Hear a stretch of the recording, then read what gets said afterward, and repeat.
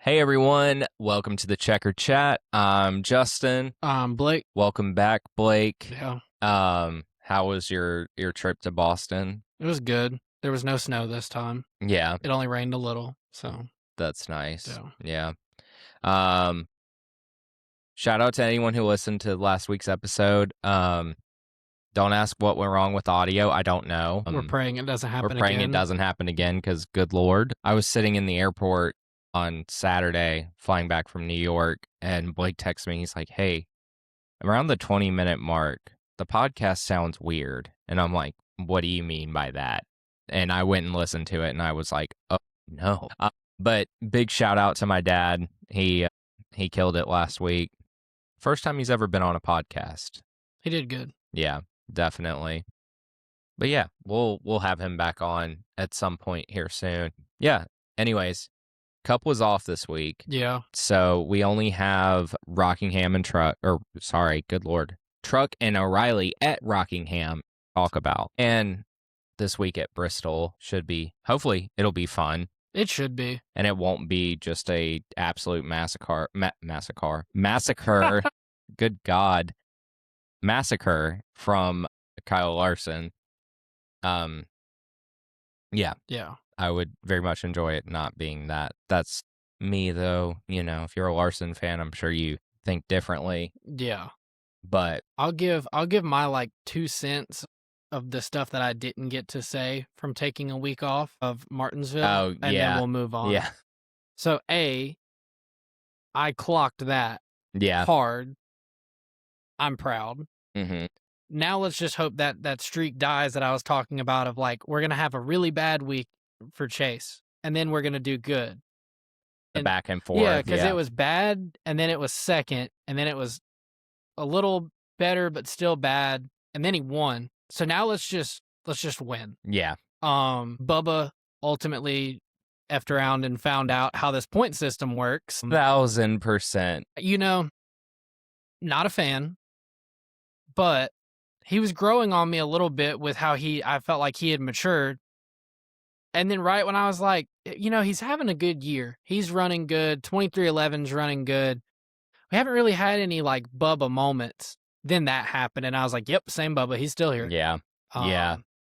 Shout out to Hocevar for wheeling home a car without a fender to finish better still. Yes. The first rule of racing, learn how to wreck somebody without wrecking yourself. Yep. He went full Danica Patrick. Yep. And by he, I mean Bubba.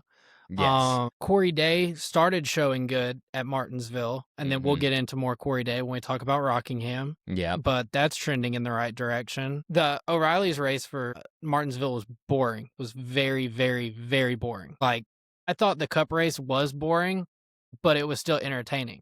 Yeah. I felt like there wasn't even pit strategy in the O'Reilly's Martinsville race. Yeah. And then I guess, so Chase had went on and said, like, I feel like even if the race ran green and we didn't catch that caution, that it still would have worked out for him. I agree. Yeah. Like rewatching highlights and everything. I definitely agreed. I mean, it's going to happen when Chase wins or a Hendrick car wins and there was a quote unquote fluky caution. But like bro's brake rotor exploded on the track. It was on pit road. It was definitely on the track. The rotor was literally spread across the track. Yeah, because everybody was like, well, the only piece they showed was on pit road. Like, we didn't need a caution for... Yeah, but... Yeah. That's good. I'm not going to be the annoying Chase Elliott fan that everybody thought I was going to be. I'm glad you had a week off to... I genuinely, and the people on the podcast can dispute what I'm about to say, but I feel like I'm not in the side of the... I'm not in the Chase sexual side of the fan group. No, I will annoying, say, I will say you're very good about like... I'll call it as it is. Yeah, yippee, my guy won, but I'm also not gonna like ride his jock about every other thing or whatever. He's the greatest ever. You know, you're not like that. It was nice though that it was Denny that we beat. Yes. And that ultimately at the end, that caution didn't lose Denny the race. He had how many laps to come back and pass him again and never could? Like Chase he got close. Yeah. But But even if that race goes on longer, good luck. Like, Yeah. Yeah. because in practice, Chase had a really strong car, really good long run speed. It just he could only get up to about 10th or 12th, and then for once, I'll eat crow on this. Alan Gustafson made a call that was good, and shouting it out to zip it up because me and Daniel talked about it. If the top 20 streak was still going, Chase was not winning that race. They were not doing a bold pit strategy. Allen was going to Yeah. ride it off into the sunset and keep a top 20 and be consistent. Yeah. But because that was already gone, I feel like he actually said, oh, let me go back to my old days of being a really good crew chief in Yeah. NASCAR. Yeah. And Definitely. yeah, I mean, you had to try something and it worked. It Yeah. worked great. He won. So sorry that Denny had all race to lead and didn't win, but we'll get again into that with Rockingham. But sometimes if you dominate a race, you don't know what adjustments to make to your car because you haven't been back in dirty air. Yeah. You lose track position, you are done unless you attempt to keep up with the track. Yeah. Definitely. Well, on to the news for this week. Not a ton, but I guess this was like probably the biggest thing. Cletus McFarland is not cleared to race in O'Reilly's for Talladega. I mean, he spun out, what was it, like 3 times? 3 times. Which it is valid that they said no. Yeah, I agree. You need to run more truck. You need to run more ARCA. And he did come out and say, like, I'm cleared for trucks. Like, I can run trucks anywhere. Yeah. So, like, they need, obviously, put him in more ARCA, put him back in trucks, let him run more trucks, which it sounded like he has more. But at the same time, he really didn't do that bad at Rockingham because, like, even Door Bumper Clear, who hates his guts and will just go on and, like, really just be his biggest, you know, like, hater. They even admitted that most people with his level of experience would have totaled that car in every spin that he had. Yeah. I mean, that's the thing. Like, he just needs to learn he kept race. the car pretty clean for the most part. I mean, even though he did spin out 3 times. Yeah. So yeah, we don't have Cletus at Talladega for O'Reilly's this year. I wonder if they'll try to put him in at, like, Kansas. I could see O'Reilly's car. I don't think that would necessarily sway NASCAR into caving. Yeah. But it would be a good track to, I mean, it's before Talladega. It's worth a shot if you're really keen on getting him in. I could see him running Kansas and Atlanta. I think he'll have to do Atlanta. Yeah, because Atlanta's like they let a him mini do, super speedway, basically. So that kind of like checks out. I hope, which trucks don't go to Talladega, but I hope that he can do more super speedway truck stuff if that's mainly what they want him to do at RCR. Yeah. And like you said, Atlanta comes around. Hopefully he's in O'Reilly's car for that. Like, that'd be awesome. I would love to watch that. I would love to somehow find my way into VIP passes. Yeah, and meet him. Yeah. Wait, the trucks don't come back to Atlanta this year. No, I'm saying if he ran. Well, you're saying O'Reilly's. If he ran Atlanta. O'Reilly's Atlanta. I mean, because I mean, can you? This is going to be just a dumb question, probably just from being a fan for a shorter amount of time than you have. But can you be cleared for certain tracks and not others? Like I assumed you could.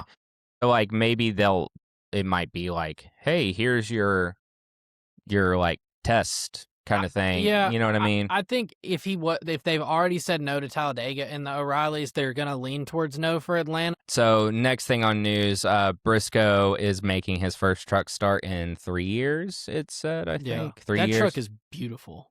I haven't seen it yet. I need to. Hold on, you talk about it while I pull it up. Yeah. I think it's interesting looking through the entry list how stacked trucks is. And then there is one cup driver in the O'Reilly series, I'm pretty sure, and that's Larson. But like the trucks, let's be real, Larson's stacked. gonna run Bristol in O'Reilly's because he's gonna go out there and attempt to wipe the field. We'll see. Yeah. Okay. That car, that truck is fucking sick. Yeah. I love that thing. I think the trucks will be. I mean, I think all the races should be good. I am leaning and thinking that it'll be more of a Hendrick Sunday race just Yeah. based off of Martinsville. They're historically good. Bristol, they're not bad. Yeah. And look what they figured out with the short track package just at Martinsville. Go to Bristol. Mm-hmm. We'll That see. makes sense. I think that'll be good without giving away too much for later. Yeah. I mean, I guess do what you got to do, but it's stupid. So NASCAR says that they're going to change the layout of stages for Talladega. They don't have it set in stone yet, but what it sounds like is they're leaning towards a 100 lap stage 1 with 2 short finals, like stage 2, stage 3 being short to combat fuel saving late in the race. What do you think is going to happen in the first 100 laps? Fuel saving. Here's the thing. Fuel saving has always been a part of drafting tracks. Saving your car has always been a part of drafting tracks. You go back and you look at the golden age of NASCAR. You look at Jeff Gordon, you look at Jimmy Johnson, you look at Dale Jr., you look at Dale Sr. There is a section of all of those races where they single file ride the top of the track. Yeah. It looks prettier that now we do it 3 and 4 wide. Yeah. But it's the same thing. Yeah. Is it a little more egregious nowadays? Yes, because they're running half throttle around the whole track, going 3 seconds a lap slower. The only way you get rid of that is eliminate stage breaks. Yes. Not the stages. I don't want anybody coming after us. I don't give a shit. Get rid of the whole stages. Like, that's where I'm at, but just get rid of the break. Because as if award we points at the lap, but don't. It's not like it's not a guaranteed pit stop. Yeah. Because with this 100, and so it's 188 lap race, give or take, usually at Dega. So it'd be 100 laps for stage 1, 44 stage 2, 44 stage 3. You're going to run that whole 100 laps for stage 1. Stage 2 is going to end up being about 38 laps, and stage 3 will probably be about 38 laps because we love to run off an ungodly amount. Throw it back to last week when I was talking about. I was like, we've got to shorten the time. It's bad. It's so bad. I mean, last week there was like, and I get that Martinsville is the smallest track that we go to, but they ran what, 15 laps, 20 laps. It was like almost 20. Yeah. It was like. That was just one of the stage breaks was like almost 20 laps. Yeah. It's like... It's ridiculous. Yeah, it's like we got to do something about that because like at that rate at Martinsville, almost half of the race, if you threw in another 2 cautions, almost half the race would be under caution. I mean, I get like in a perfect world, I would just say red flag the race, stop counting laps, everybody get their service and come back out. In hopefully the long run, that they just stop throwing cautions for stage breaks and award the points and move on and let it be one long fluid race like NASCAR is supposed to be. Yeah. Here's Unc out there on his front yard yelling at the clouds. But I mean, you're like, I don't like stages all that much. I've grown to just adapt and live with them and get used to it. But at the end of the day, if we can't have a stage break just go by smooth and quick, then something needs to get done because like you'll sit there and you'll watch a race at Atlanta and they'll run off 8 laps under the stage break. And you're probably sitting there, if you like all this, you're like, oh, 8 laps. What? It adds up. Yeah, no, it does. I mean... And then all that does too is for strategy half the time is like you don't get strategy in races anymore because they're like, oh, well, we know the cautions on this lap, and then we're roughly going to have about this many laps ran off during. Yeah. So like it just, something needs to get fixed. And this is the thing, like, okay, if they're going to still have the stage breaks and everything, they don't need to lengthen stage 1 and shorten the other 2. What they need to do is add a 4th stage. Yeah. Oh, 100%. And make it almost an even split between each one. Maybe have stage 1 be 60 laps, stage 2 is 40, and then 50 and 50. Or something like that. However many the total is. You get what I'm saying.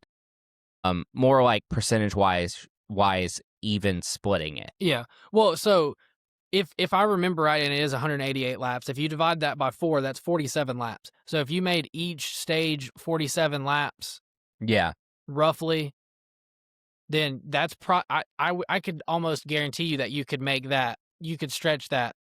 Yeah. Because even if you did that and it's 40 laps for fuel, but we're running 47, they're going to save fuel. Like there Yes, is no yeah. getting around, oh, because we make this first stage longer, now at the end they can no, it's not Yeah. helping. It's not No, doing you're anything. right. You're right. That's true. It's the same thing with road courses where I just genuinely feel like if you really want to make the product better, if you eliminate the brake, that eliminates a lot of it, adds strategy back. Yeah. Because like Talladega at the end lately has felt like each manufacturer tries something different, and then Toyota, if they could figure out how to get their head out of the sand, Yes. they could probably go on and win the race because they come up with a good strategy with less cars on pit road at one time, all get joined back up, make it work. They end up wrecking themselves.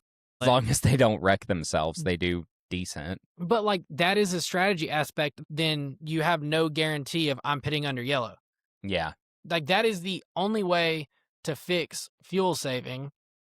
And then it also fixes the glaring issue that we have now that we can't restart a stage. Like even regular cautions take forever. Yes. Yeah, no, that's the thing. Like, but like stages are just longer than caution breaks. That's the thing. When I was talking about last week, I wasn't referring to just stage breaks. I was referring to just in general because granted, and I said it 5 minutes ago, I get Martinsville is the smallest track and everything. And of course, it's going to take more laps under caution to clean up stuff, yada, yada, all that good stuff. But still, like, either way, like, regardless, whether it's Martinsville or it's Talladega or we're racing on the moon, like, it's, we got to do something about that. Yeah.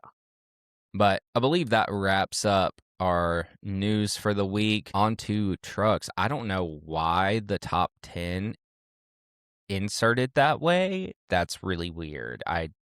It might just be on my end that I'm seeing. It's just on your end. Oh, okay. That's awesome. I can read it when we get there. Okay, cool. Anyways, so trucks, Rockingham. Lap 1, Jake Garcia leads the field to green from the outside, Tanner Gray in the inside. Jake Garcia initially edges ahead before Tanner Gray fights back in turn 2. Tanner Gray clears for the lead in turn 4, while Caden Honeycutt, Cole Butcher, and Jake Garcia go 3 wide for second off of turn 4. If I keep messing up words, it's because I know I do it normally, but I bit my lip today and it's like getting in the way and I'm like fumbling over my words. Anyways, guys, sorry about that. Lap 2, Caden Honeycutt clears Cole Butcher and Jake Garcia for second. Jake Garcia fades to 5th. Andres Perez de Lara gets sideways in turn 1 and hits the outside wall with the right rear, then fades to 25th. There was nothing going on around him. He just got loose. And because they were like, even the announcers were like, "What? He has damage. What happened?" And they go back and they're like, "He was absolutely sideways. Tried to take the wall down." Yeah.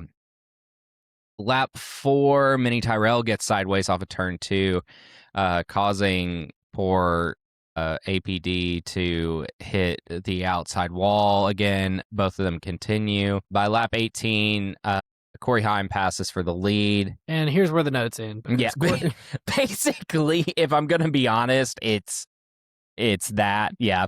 Oh, I was just being funny, but no. But in all honesty, it was belt to ass until like the very end. Yeah. So by lap 28, Heim has extended his lead to almost 3.5 seconds. And lap 45, Heim wins stage 1. Again, he is not a full-time truck driver, but is sitting first in points. He's ran 3 out of 5 races, and he has the tiebreaker over Honeycutt for the points lead. Like, he isn't eligible for the playoffs, is what I've understood from listening, or not the playoffs, the chase, whatever. Mm-hmm. From what I've heard from other sources, is what I'm gathering. I don't think they need to rewrite the rule just to let him in, but I do genuinely think that if he could throw funding together and Tricon would just give him a truck, he doesn't even have to run all the races this year. If he could skip some more and then still just get in for the chase, and he would still win the championship. Yeah. Yeah, definitely.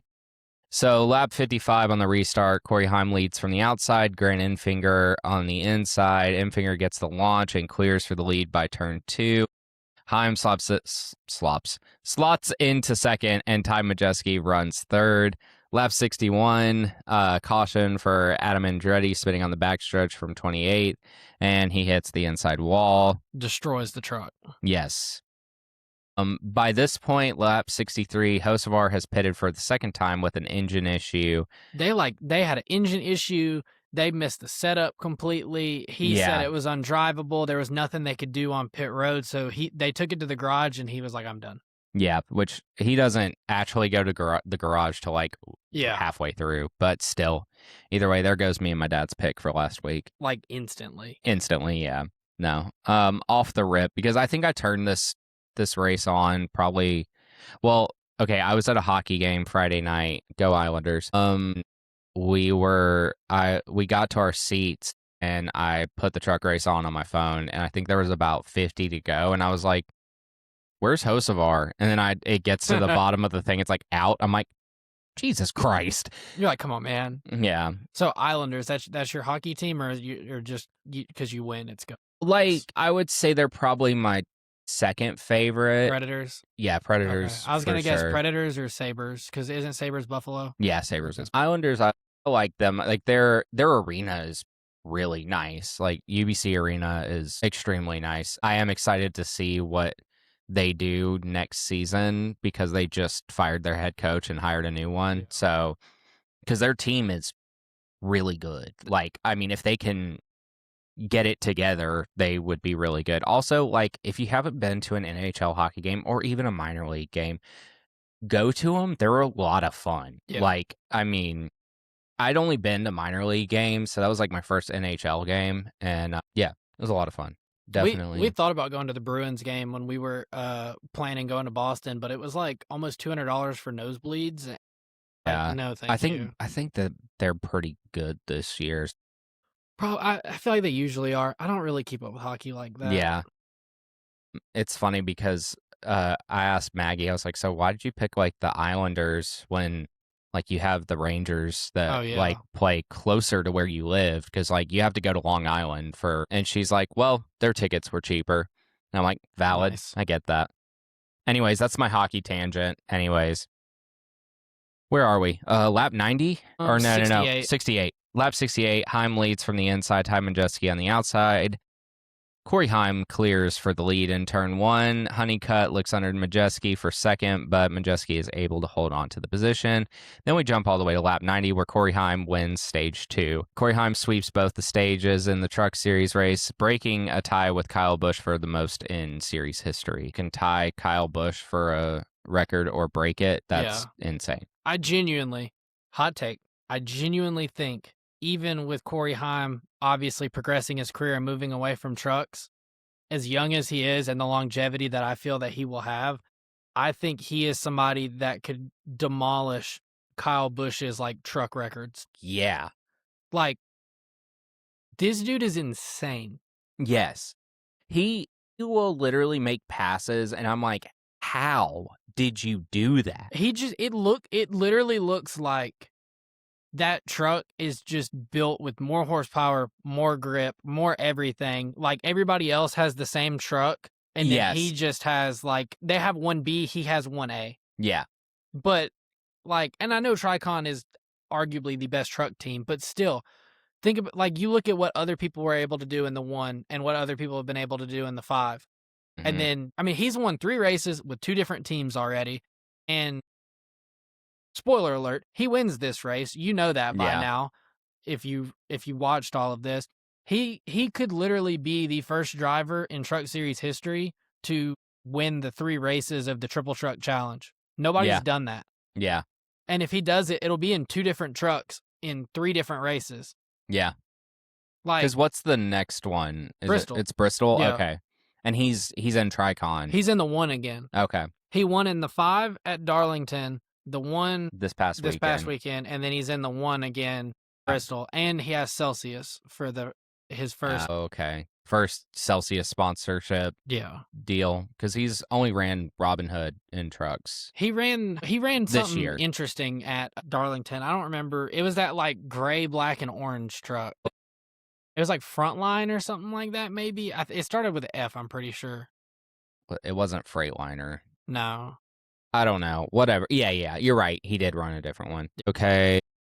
Lap 94, all lead lap cars pit. Where am I? Corey Heim gets off pit road first, followed by Giovanni Ruggiero, who took 2 tires, and Ty Majeski. Lap 99 on the restart. Heim leads from the inside. Ruggiero on the outside. Heim clears for the lead in turn 2, and Majeski looks inside. Ruggiero for second.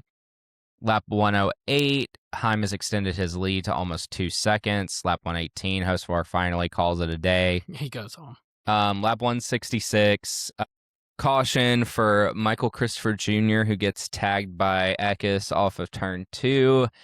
Slides sideways, but makes no wall contact. Which he was one of the Ram race for the seat drivers.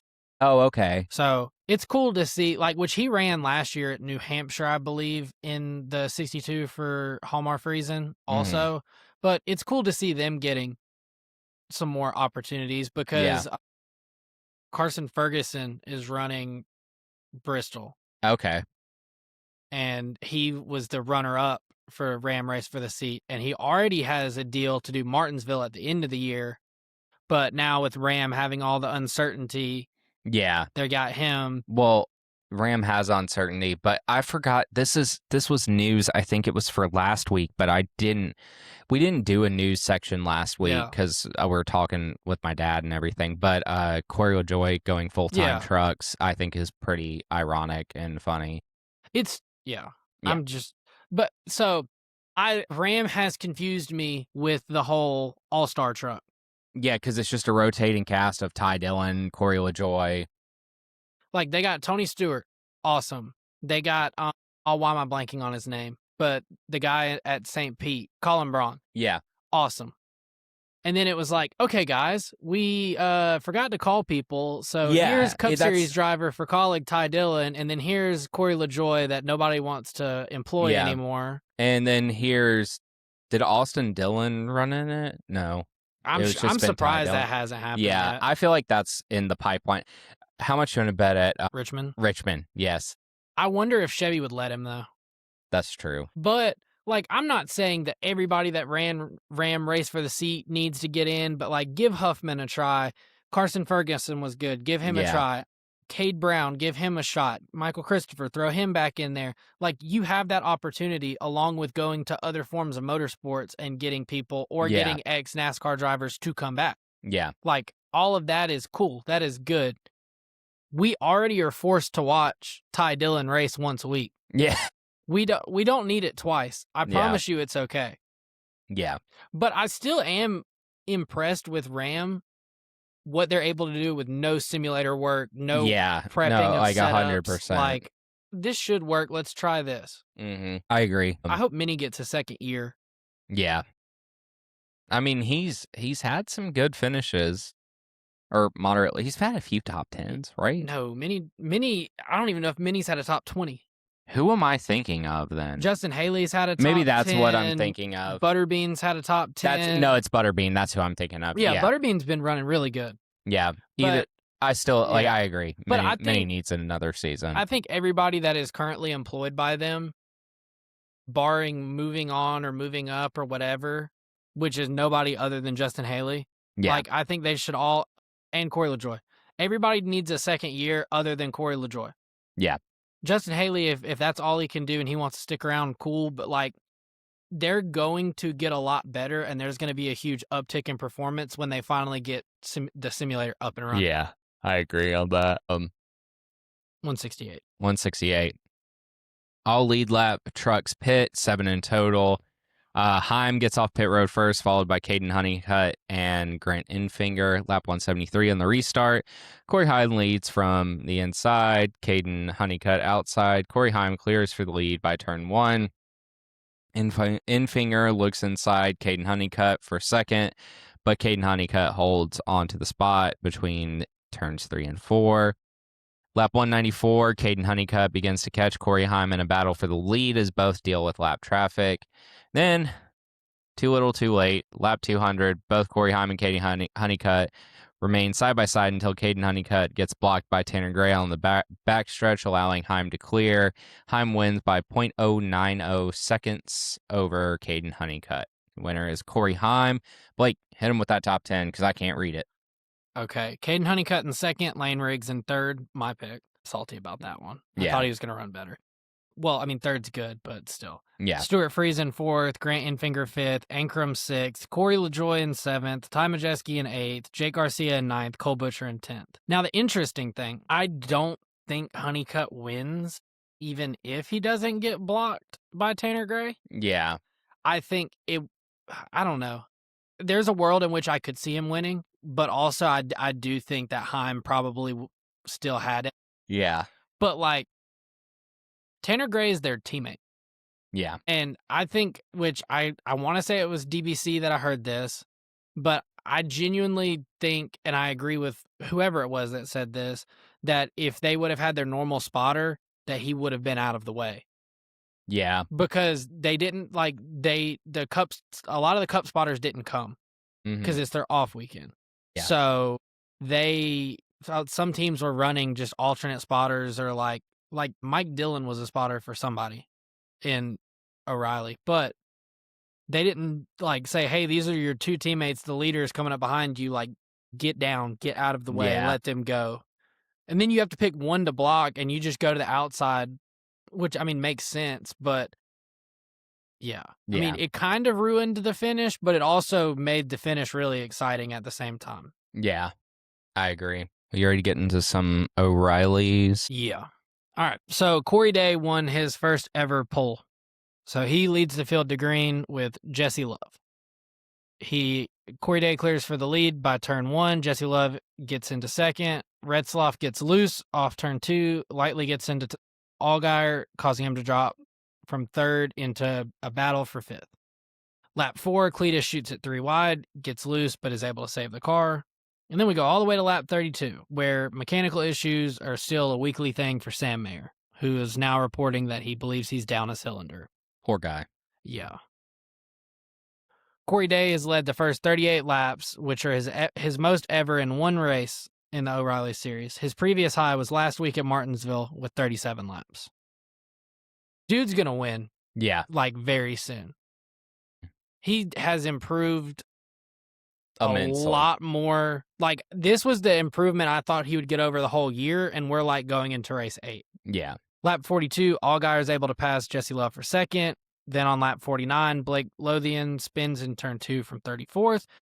On the ensuing pit cycle, all lead lap cars except for Taylor Gray in 4th, Anthony Alfredo, Sammy Smith, and Kyle Sieg pit. Jesse Love gets off pit road first, followed by Corey Day and Justin Allgaier.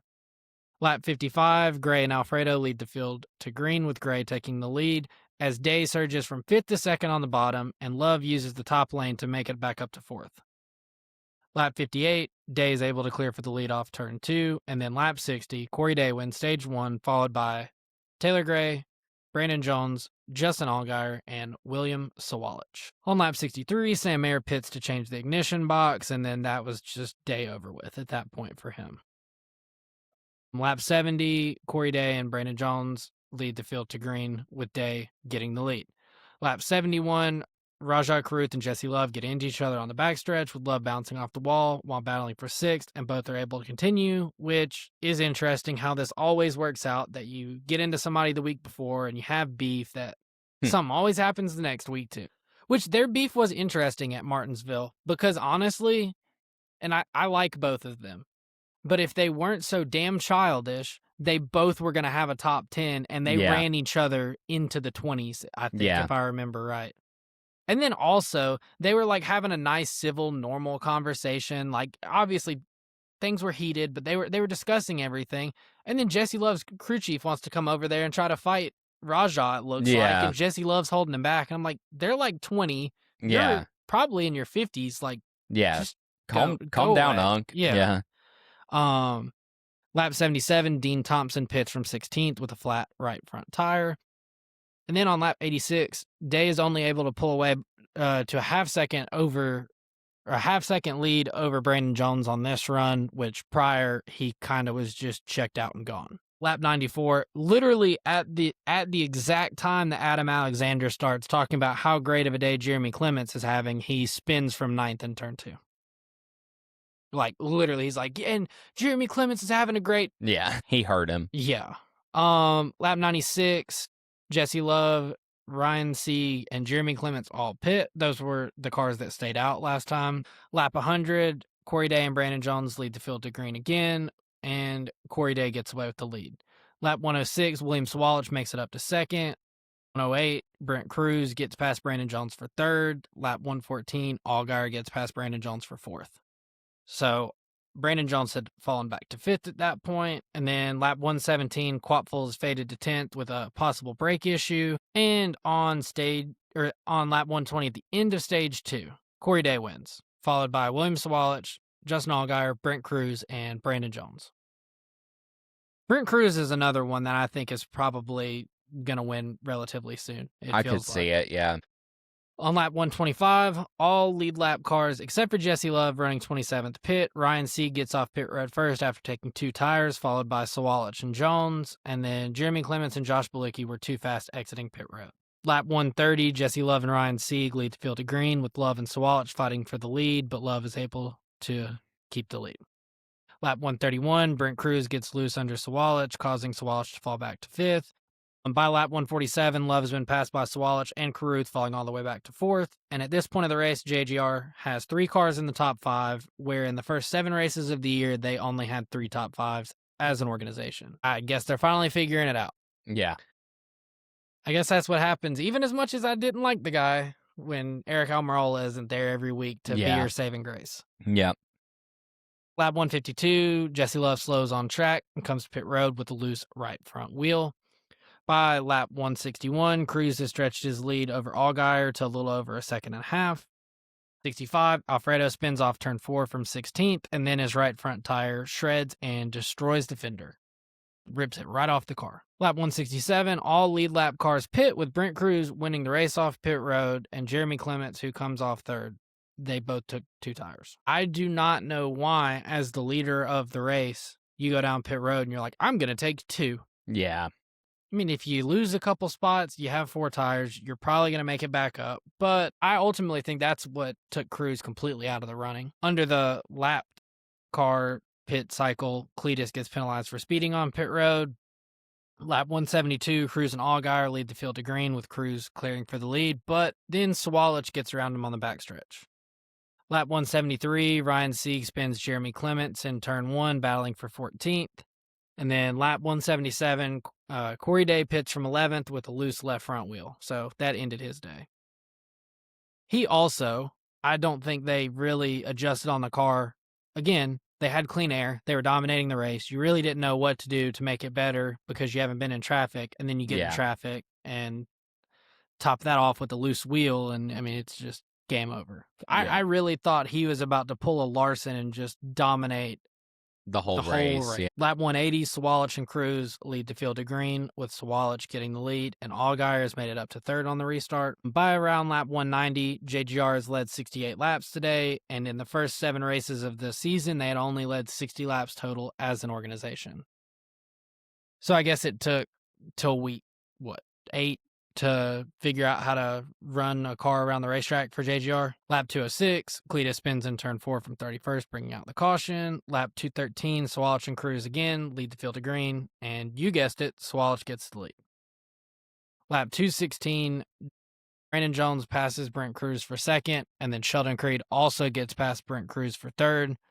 Lap 219, Brent Cruz gets into the wall on the backstretch and falls back to 5th, continues to struggle, and then 2 laps later is in 9th, and then finally pits on lap 222 from 11th. Lap 228, Sheldon Creed gets loose in turn 4, allowing Allgaier to make it up to third. And then the last interesting bit of the race was Rajah made a 3-wide move to get around Carson Quapfel and Sheldon Creed to go from 6th to 4th.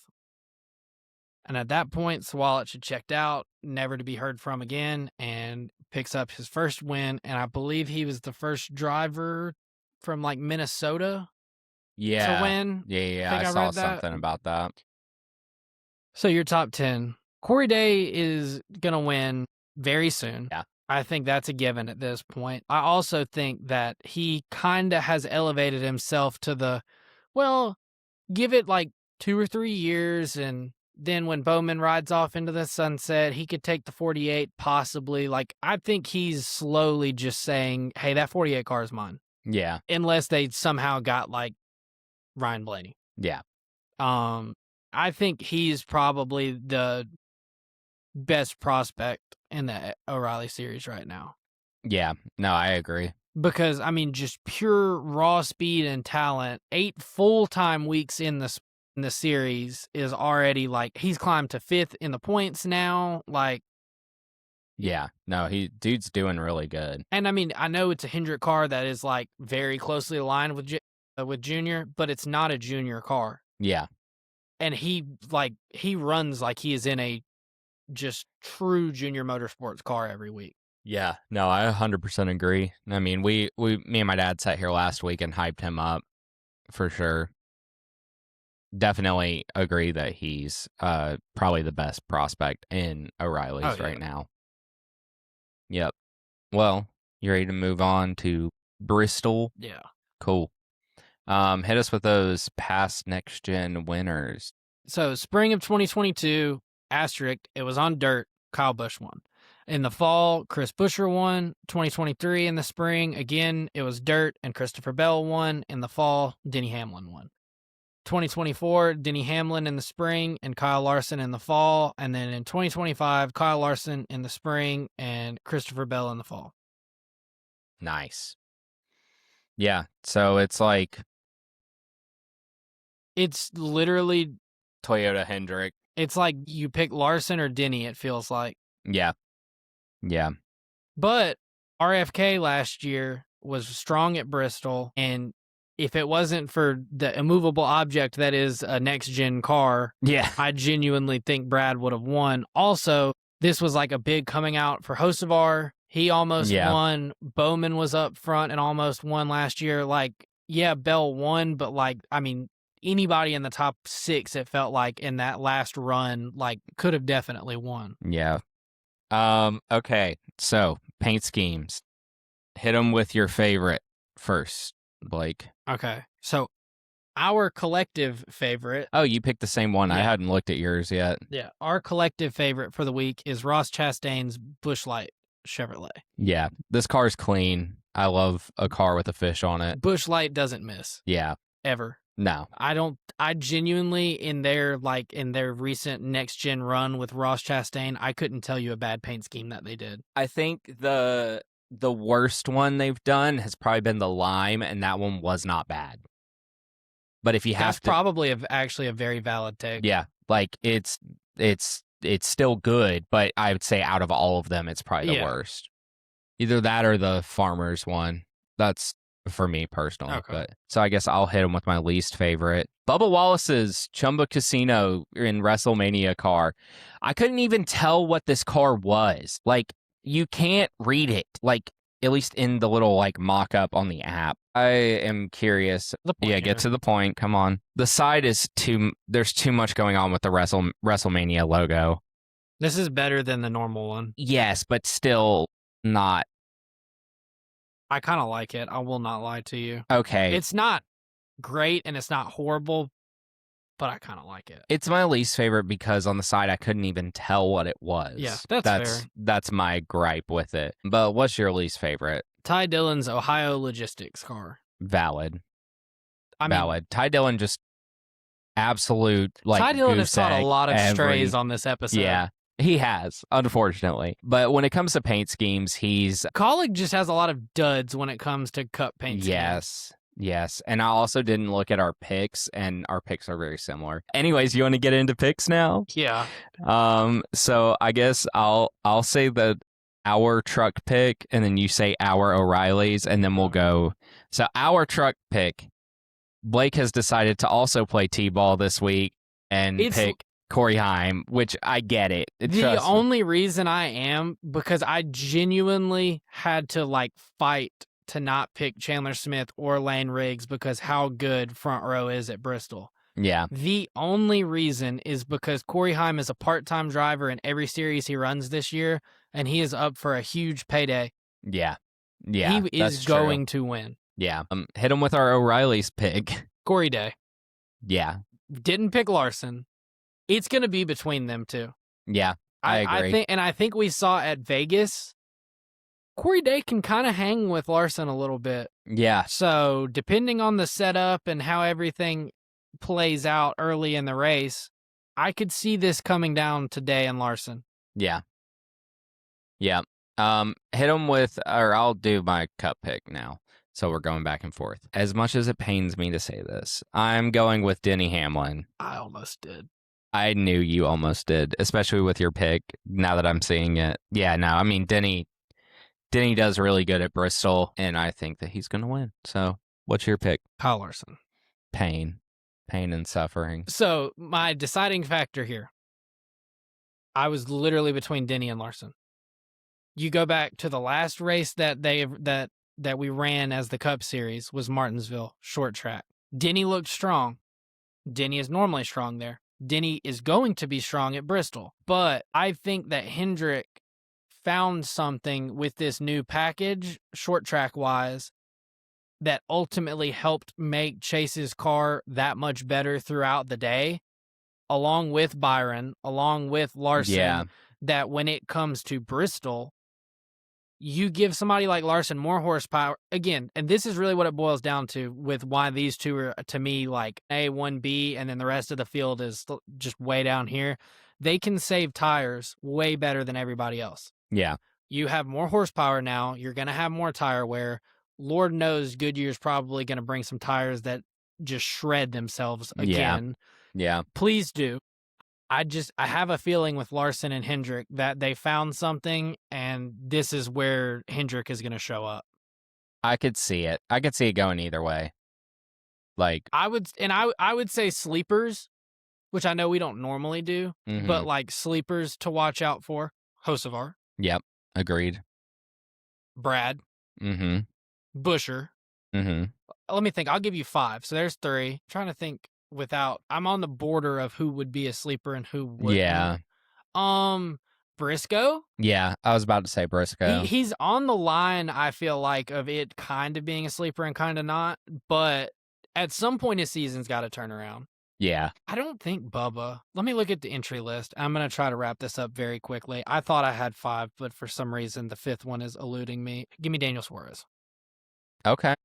I could see that. I mean, because Suarez has shown a lot of speed this season. And I guess, as much as it pains me to say it, but like Ty Gibbs could in theory win, although I still am under the belief that I don't care. I genuinely do not think he's going to win. Yeah.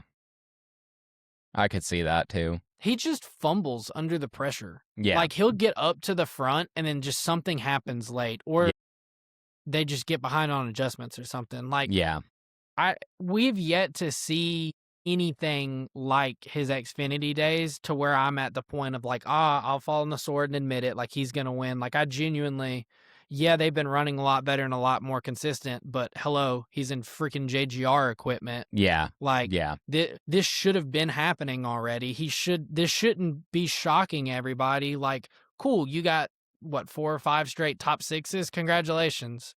Yeah. You're in arguably one of the best cars in the garage. Oh yeah. 100%. That apparently gets special treatment. Yeah. Shocker.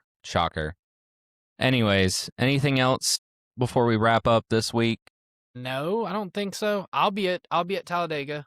Yeah. I have it confirmed that I don't have to go to work that day now. So I have to go to work that day. I won't be there. Really? But maybe the fall. Yeah. We'll talk on that. Yeah. But anyways, this has been the Checkered Chat. Justin, actually, Blake is here this week, believe it or not. It's not my dad. Not in Boston. Yes, he's not in Boston. You guys can follow us on Instagram, TikTok, Twitter, YouTube, like, comment, subscribe, all that good stuff there. Spotify, Apple Podcast, Amazon Music, and you cannot forget about it. Don't forget Audible. We will see you guys next week. Bye.